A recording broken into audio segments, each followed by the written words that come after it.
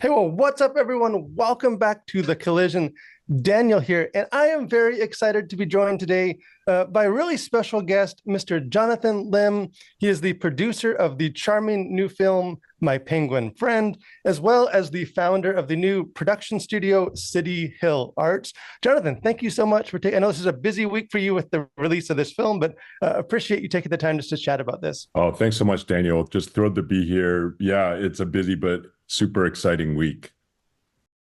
And I want to ask you, going to get into this new film because I have already seen this film and I loved it. It's a charming film. It's a delightful film. But first, I want to talk a little bit about you because I think you have a very unique journey, what has led you into the film industry, the story behind the story to make this film, because you've had your background is in business. You've had a very successful career in the business world, primarily in the field of medicine.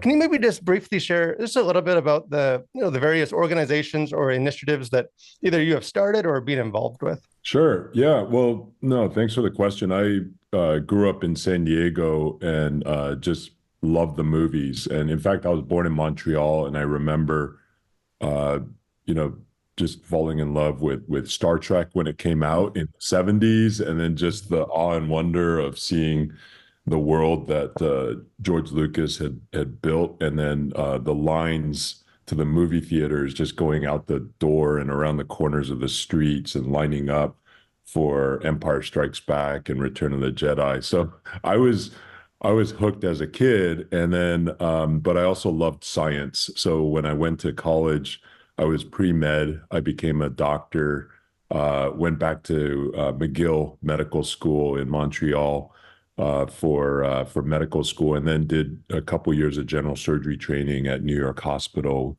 Cornell Medical Center. Became interested in the field of surgical oncology, and so I did a 2-year postdoc fellowship at Dana-Farber to do research in pancreatic cancer. And then I joined McKinsey's West Coast healthcare practice to learn more about the business aspects of healthcare, and became really interested in that intersection of science, medicine, and business.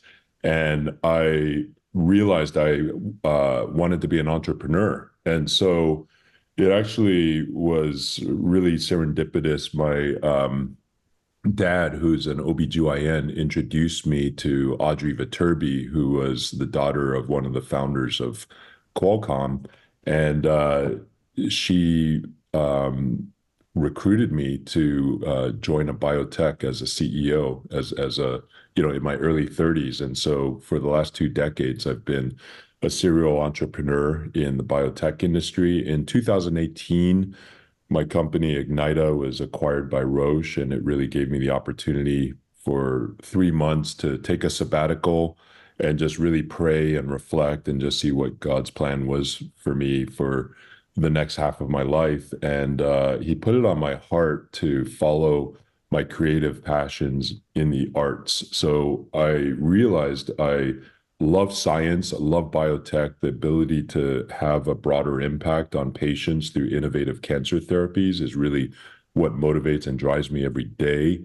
I don't know anyone in my family and friends network who isn't touched in some way by cancer, but this idea of telling inspiring stories that can revitalize people, planet, and perspective, that's the mission at City Hill Arts. So I started that in 2018, and for the last 6 years have been working on different stories of the triumph of the human spirit and just the beauty that unites us as human beings as opposed to what divides us. And out of that came projects like My Penguin Friend. Yeah, because you've really jumped, both feet in to the water as far as the production goes. Like you just mentioned, you founded the company City Hills Arts, and I saw in a previous, you mentioned the sort of the vision for your company, but I read in a previous interview that you had given where you said the goal for the films that you want to make is to spotlight stories of transformation or everyday people trying to do extraordinary things. And why do you feel like those types of stories are just important to tell today? I think those, in this news cycle, negative news rises to the top and it sells. But I think we need more positive news to balance things out. And the positive stories of hope and triumph and friendship and love and kindness and compassion, they're everywhere if we look for them. And so, we're just one of many storytellers, but we would love to be able to focus on the positive. And so, we have a number of movies that have different themes to them, but they are all united by this unity and what unites us as human beings, and stories of ordinary people doing extraordinary things, whether they're based on true stories or inspired by true stories, like My Penguin Friend, which is inspired by a true story of a Brazilian fisherman that came across this Argentinian penguin covered in oil. He nursed him back to health and they bonded. They forged this unbelievable bond where for 8 years straight, the penguin swam thousands of miles to go visit his fisherman friend. And that went viral on social media in 2016.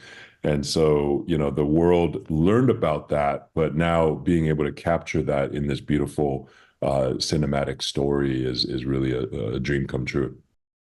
Yeah, because this is a very uplifting, inspirational, true story. When did it first get on your radar? Again, you said the true story went viral several years ago. Were you exposed to it then, or when did you kind of No. come into? Yeah, because it's a story that happened in Brazil, it blew up in mostly South America, but it was a global story. And until recently, I've not been much on social media. And so what's interesting is that I didn't learn about it until 2021, which is when City Hill Arts. So the movie project itself was being advanced by and sort of incubated by some other producers on our team. They had been involved for about 3 or 4 years prior to our involvement in 2021, but there really weren't any takers for the project at that time. And when we got involved, because they didn't have the sort of the acting talent lined up, and the story needed a little bit of work. So at City Hill Arts, we have people like Steve Wagner on my team, who's he was involved in Blindside and Dolphin Tale and other also amazing movies. And so, he's just a genius, creative genius at story development. And so he really dug in along with myself and the rest of the team on the development of the script. It went through about 20 rewrites. And then, that's when I first learned of the story. But then the more I've learned about the real Joao, and I met him over the weekend for the first time, Oh, which wow. which was amazing. And he saw the movie, and just seeing his reaction to it, he loved it. And it brought a flood of memories back to him about his friendship with Din Din. Yeah, and the star of this movie, I think, without question, is Dim Din. This penguin is adorable. I don't know if you ever got a chance. Was a real penguin used on for the movie, and did you Yeah, ever there meet the? were so funny story, Daniel. There were 10 real penguins that Oh, were cast in the role of Din Din. The reason you need that is because penguins have different personalities, believe it or not, and they can be moody. So, if you put a penguin in there and the penguin's not particularly hungry and doesn't really want to cooperate, or they're a little grumpy, then you need to have a backup penguin. And so we had 10 rescue penguins from Ubatuba, Brazil. So they were from a rescue, or they were rescue penguins from an aquarium. And then we had a penguin trainer named Fabian Gabelli. We called him the Penguin Whisperer because he was able to, he worked with these penguins for weeks to train them to go from point A to point B, and to do some of the different tricks that you'll see on screen. So 80% of the movie is where you see a penguin, 80% are real, but you never want to put penguins in peril. So 15% were CGI, and then 5% were animatronics. And it's almost impossible to tell the difference between those three. So I think because so much of it is real penguins, then the CGI and the animatronics work really well. Yeah, well, he's great in this. I think if I have two young kids that love penguins, And if they start hounding me that they need a pet penguin, maybe I have you to blame for instilling that. But the penguin's awesome. But the humans are good in this as well, because this movie stars actor Jean Reno, who Yes. he's had a very long, a very successful career. Someone that I think most audiences will recognize and have to think, oh, where did I see him? I know I've seen him in a bunch of stuff, and he's great in this film, despite a character that really does have limited dialogue. Maybe can you just share a bit about just his performance, and I think just the boon that it is to get an actor of his quality in this film. Oh, that's really what brought this all together. Jean Reno, first of all, I've been a huge fan ever since Leon the Professional came out many years ago with Natalie Portman when she was, a young girl. And that was such a beautiful friendship as well that developed where Jean was able to act in a very powerful way non-verbally in addition to verbal. So to your point about there not being a lot of dialogue, I mean, his face just says so much and is so emotive. And so we really were inspired by that in terms of casting Jean in this role. He was top of our list, first choice. And when we went to him, we were just floored that he and so honored that he decided to take the role. And so yeah, it is such a beautiful performance by him. He actually trained with the Penguins for about a week Oh, wow. before principal photography started so that he could build rapport with all 10 Penguins. And then we also cast Adriana Barraza as the fisherman's wife, and she was nominated for the Academy Award for her role in Babel.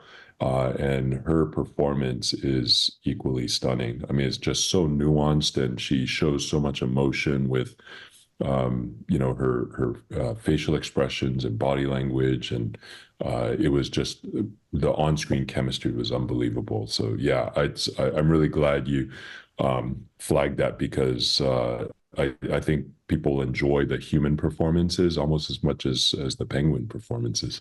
Yeah, there's a very, in my review, I get into it, just a very kind of raw authenticity just to that performance. Like you said, you can see it in just his eyes, the grief, and then also as the joy begins to bubble up. And one of my other favorite things about this movie that I get into in the review is this, that it has a very like gentle and peaceful tone. I think despite the fact that it is also dealing with some serious issues and themes of grief and loss and healing.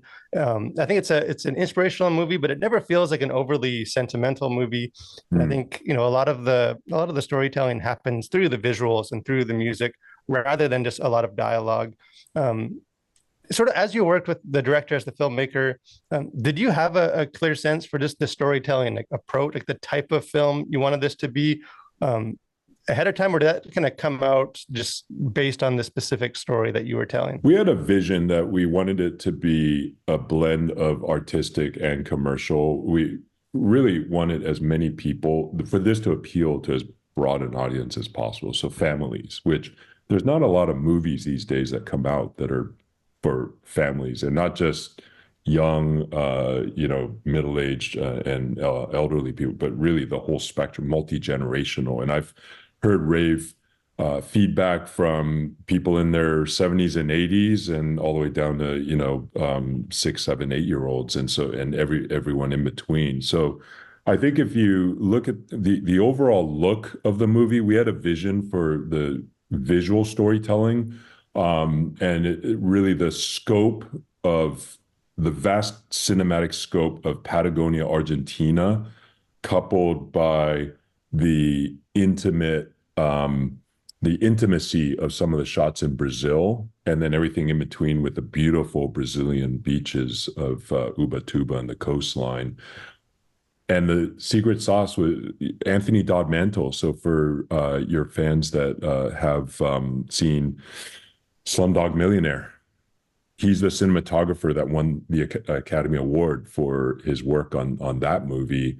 And we were thrilled to be able to recruit him to My Penguin Friend. And so Anthony had this clear vision of the visual storytelling, along with David Sherman, of course, the captain of the production. He's our director, and then Mercedes Alfonsine on the production design. So the fishing village, The Fisherman's House. The Village was shot in Paraty, Brazil, where we cordoned off an entire part of the town, and we had that, and she just transformed the set. So the visual storytelling, we had a very strong vision, but we wanted it to have a really exotic look and feel, and to your point, authentic.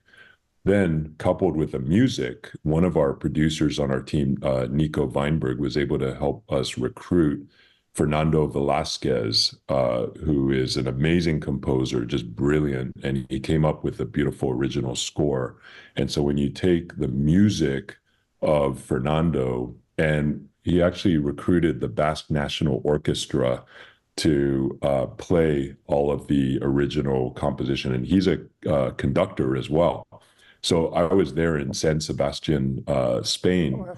listening and watching the scoring, and that is another unforgettable experience. So when you put that all together, some of my favorite shots are just seeing the hundreds of thousands of penguins on Punta Piramide, the largest colony of Magellanic penguins anywhere in the world, and just seeing the stunning visual beauty coupled with the music.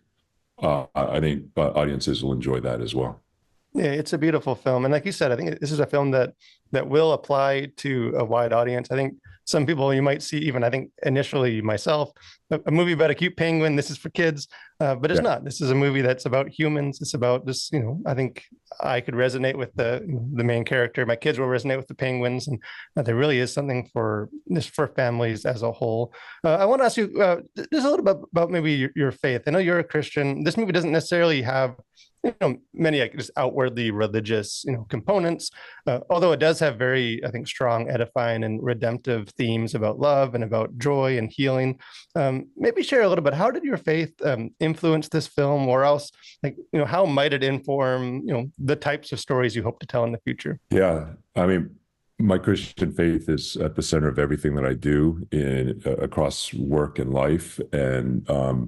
And so I became a Christian in my late 20s after graduating from medical school. And then it's been just an amazing walk over the last couple decades. And in fact, City Hill Arts is named after Matthew 5:14. You are the light of the world. A city set on a hill cannot be hidden. So it's really at the center of everything I do. It's at the center of the stories that I want to tell, even if it's not, a faith-based film. It's faith-driven or faith-influenced, and so or faith-friendly. So, this story, I think people know who I am and where I come from, and so in terms of the positive feel on the set, I mean, we just had a reunion of sorts over the weekend for the LA premiere of My Penguin Friend with cast and crew from all over the world. And we had people from Brazil, Argentina, Colombia flying in to LA. It was like a family reunion. And so just in terms of the decisions that we made, where there were some frankly bad business decisions, but for the sake of what was best for the movie and what could really help with the authenticity. So it's really in the decision making, in how we conduct ourselves on set, the conversations that we had. I had faith-based conversations with people that were on set that were so deep and meaningful. It was unbelievable. And then just being very open about who I am and where I'm coming from, and really seeking understanding of people of all faiths in their work, in what is in this industry, that's people are very diverse, as you can imagine. And I think that authenticity really resonates with people, certainly did on the set. And I think the result speaks for itself in terms of just God's fingerprints all over this. Yeah, this movie it definitely has a very good spirit to the whole thing. And I don't want to keep you any longer. I know you got a movie to release. You got a lot going on. Maybe this last question for you. Obviously, beyond box office success or positive critical reviews or any of those standard things, what do you personally hope that audiences that do go see this film will take away from that experience? Well, I think a key theme here is the power of love, kindness, and friendship. to transform this broken family. And there's some beautiful elements where words aren't spoken, maybe even for decades, but then there's this reconciliation and healing and redemption part of it. And then there's this broader theme of stewardship, of how God calls us to be wise stewards of the beautiful planet that we live in, as well as its inhabitants, including animals, and importantly, each other. And so we are working on other projects as well. I'm super excited about a project called In the Beginning, which is about Genesis 1:1 to 2:3. So that clearly is squarely in the faith realm of things. And so I'm collaborating with Cary Granat, who is the former CEO of Walden Media, where he produced Lion, the Witch, and the Wardrobe, and some of the Narnia series of movies, as well as Amazing Grace, and also collaborating with David Cunningham, who's also a Christian director, but an amazing director and visionary. And then also Ed Jones, who has won 2 Academy Awards for his visual effects work. So I think this is going to be a cinematic spectacle of the creation of the world, and so that's something that's in the works. And then we have a number of other projects that are genre agnostic. I think if anyone's interested in visiting cityhillarts.com, they can see the rest of our slate. And then the last thing I'll say is that, we're a small independent film production company, and it's a really tough time for independent films. And for this to be a theatrical release starting this weekend, Friday, August 16th, is opening weekend. It's really important for as many people to show up in force to support the movie and buy a ticket, because the more people that show up, the longer it can show in the theater, and then more people can just see this beautiful film and enjoy the deep meaning and themes of the movie. And so I pray that people can be blessed by this movie, as many people as possible, as well as it can help enable other movies in our slate to see the light of day. Yeah, well, thank you so much. I know I encourage you, again, if you're watching this, listening in, go see this movie. I'm excited to take my kids to see this movie as well. I hope a lot of people go see it, because it is, I think, a story that will inspire you, just about the power of love. But thank you so much, Jonathan. I know you're busy, but I really enjoyed just hearing your heart about not just this film, but just, your faith and the film industry and your passions. So thank you so much for, joining us, and all the best with this film release. Thank you, Daniel. Thank you so much for the invitation to be here. Really enjoyed our conversation.